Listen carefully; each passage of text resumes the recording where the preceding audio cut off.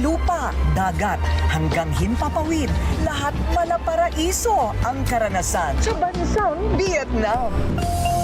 Pagkatapos ng halos 3 oras na biyahe, eto na tayo sa the best place to experience Bakasyon Grande, ang Danang. Ang #1 destination dito?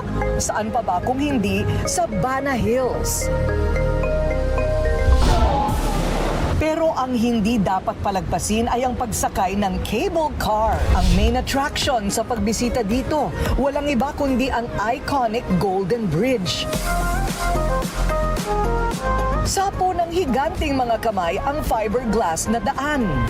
2017 nang itayo ang most Instagrammable spot sa bansang Vietnam. 150 meters ang haba nito.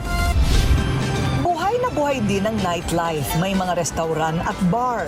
Pero ang exciting part, ang mga lantern o mga parol na ipinagmamalaki nilang gawang lokal.